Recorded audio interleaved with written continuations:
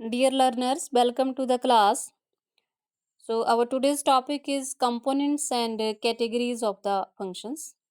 So, first of all, we will discuss what are the components of a function. तीन component हैं हमारे पास function definition function डेक्लारेशन और prototype and the next one is function call तो last day हमने देखा था कि function होता क्या है it is a self contained block of statements which performs a particular task कोई भी जो फंक्शन है वो इंटेंडेंट टास्क को ही परफॉर्म करता है कोई दूसरा टास्क वो परफॉर्म नहीं करेगा तो ये कैसे डिसाइड होगा कि कौन सा फंक्शन क्या काम करेगा इसको हम जो फंक्शन डेफिनेशन कंपोनेंट की बात कर रहे हैं तो प्रोग्राम में जब हम फंक्शन को डिफाइन करते हैं तो उसकी बॉडी के अंदर वो सेट ऑफ इंस्ट्रक्शंस लिख देते हैं जो उस फंक्शन ने परफॉर्म करने हैं हमारे पास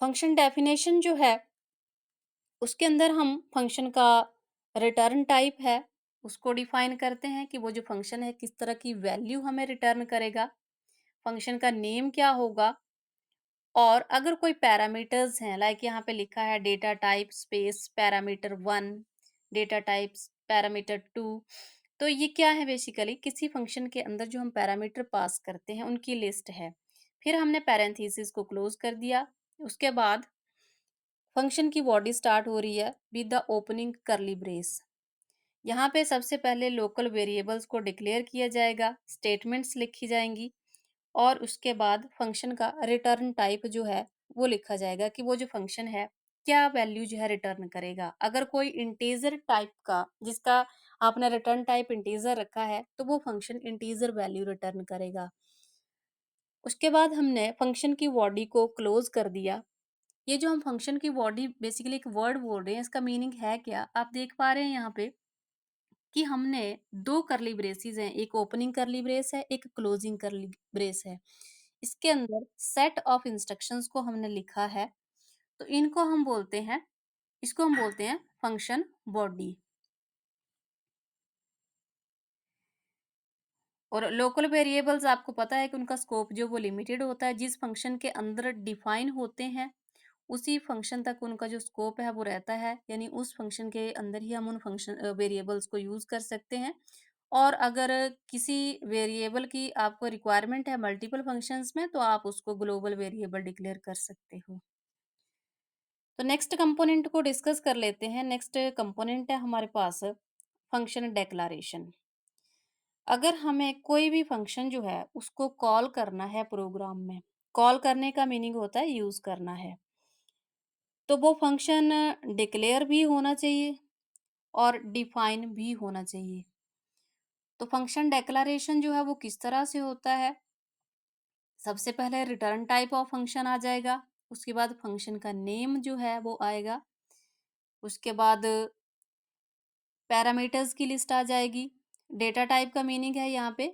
जिस जिस तरह का पैरामीटर आप फंक्शन के अंदर पास करने वाले हैं ये आपने लिखा है data type parameter 1 data type parameter 2 ये प्रोग्राम की रिक्वायरमेंट के ऊपर डिपेंड करेगा कि कितने पैरामीटर वहां पे हम पास कर सकते हैं सो रिटर्न टाइप क्या होता है it specify which type of value मैंने अभी भी आपको बताया कि वो जो फंक्शन हम यूज करने वाले हैं प्रोग्राम के अंदर वो हमें किस तरह की वैल्यू जो है वो रिटर्न करेगा function declarations also called function prototypes because they provide a model for the functions तो इसी तरह से हमारा जो नेक्स्ट कंपोनेंट है वो है फंक्शन कॉल तो आपको ये बात हमेशा ही ध्यान रखनी है कि फंक्शन को हम कॉल तभी कर सकते हैं जब हमने फंक्शन को डिक्लेयर किया है डिफाइन किया है बेसिकली ये जो डेफिनेशन की हम बात करें इसका मीनिंग है क्या एक हमारे पास लाइक कैलकुलेटर है आप मोबाइल में भी यूज करते हैं कंप्यूटर में भी देखा होगा आपने कैलकुलेटर उसके ऊपर वेरियस बटन्स बने होते हैं प्लस माइनस इनटू डिवाइड तो वो बटन्स कैसे काम कर रहे हैं वो तो जस्ट आपको क्या दिख रहा है एक डिजाइन दिख रहा है वो बटन्स तभी काम करते हैं जब उनके पीछे कोई कोडिंग हो रखी है तो ये जो जो भी आप प्रोग्रामिंग लैंग्वेज पढ़ते हो वो बेसिकली आप किसके लिए पढ़ रहे हैं सॉफ्टवेयर डेवलपमेंट के लिए पढ़ रहे हैं तो आपको इन चीज़ों की नॉलेज होना बहुत ज़रूरी है कि ये जो फंक्शन डेफिनेशन हम बार-बार वर्ड बोल रहे हैं, ये क्यों बोल रहे हैं? सपोज़ आपने किसी फंक्शन को प्रोग्राम में डिफाइन नहीं किया है, डिक्लेयर नहीं किया, लेकिन आप उसको कॉल कर रहे हैं, तो वहाँ पे क्या होगा? एरर जनरेट हो जाएगी क्योंकि फंक्शन को डेफिनेशन ही नहीं मिल पाएगी। Okay, so a function which is declared and defined needs to be used in the program by calling this function. अब मान लो प्रोग्राम में हमने फंक्शन को डिक्लेयर भी किया, डिफाइन भी किया, अगर प्रोग्राम में कहीं यूज ही नहीं किया तो उसका कोई मीनिंग नहीं है, तो वो तो एक्स्ट्रा कोड हो गया हमारे पास। अगर हम फंक्शन डिफाइन कर रहे हैं, डिक्लेयर कर रहे हैं, वो तभी कर रहे हैं, उस फंक्शन को हमें कॉल भी करना है। ओके, तो कुछ फंक्शन को कॉल कैसे करते हैं हम? जैसे यहाँ पे लिखा है प्रिंट फंक्शन, ये क्या हो रहा है? फंक्शन की कॉलिंग हो रही है। C is equal to A comma B, ये क्या है हमारे पास? सम फंक्शन है हमारे पास। ठीक है, सम फंक्शन के अंदर हमने क्या किया, यहाँ पे दो पैरामीटर पास किए हैं, ए और बी। तो अब बात आ रही है कि ये जो हम फंक्शन डेफिनेशन कॉल ये क्यों बोल रहे हैं, क्योंकि प्रोग्राम का जो साइज है, वो जो कोडिंग हम कल भी आपको डेफिनेशन फंक्शन की डेफिनेशन में बताया था कि फंक्शन जो है ऑल ओवर जो साइज होता है प्रोग्राम का उसको रिड्यूस कर देता है। वो रिडक्शन कैसे होता है, कैसे कम होता है साइज? क्योंकि जब कोडिंग को हमने एक फंक्शन के अंदर डिफाइन कर दिया, तो हम उसको अगेन एंड अगेन क्या कर सकते हैं, कॉल कर सकते हैं।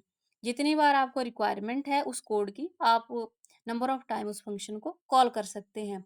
अब आपने डेफिनेशन देखो वन टाइम लिखी, लेकिन आप उसको यूज कितने टाइम कर सकते हो? मल्टीपल टाइम यूज कर सकते हो।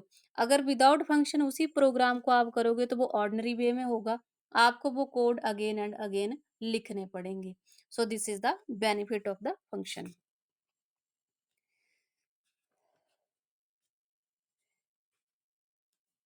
ओके, नेक्स्ट जो टॉपिक है आज का हमारा वो है कैटेगरीज ऑफ फंक्शन। तो कितनी तरह की कैटेगरीज हमारे पास फंक्शन की हैं, ये ब्रॉडली अगर क्लासिफाई करें तो फोर टाइप्स के हैं हमारे पास।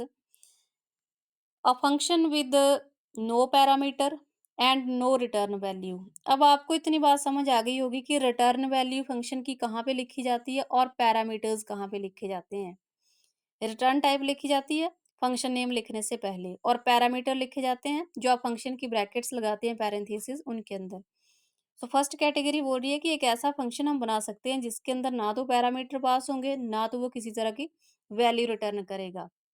जैसे यहाँ पे आपको एग्जांपल दे रखा, वॉइड प्रिंट। वॉइड का मतलब होता है वैल्यूलेस, नथिंग। नेक्स्ट है function with parameter but no return value. अब फंक्शन के अंदर पैरामीटर तो जा रहा है लेकिन वो वैल्यू रिटर्न कुछ भी नहीं कर रहा है। वॉइड सम, सम जो है वो फंक्शन का नेम है और वॉइड इसका रिटर्न टाइप है, जिसका मीनिंग है कि ये फंक्शन कोई वैल्यू रिटर्न नहीं कर रहा है।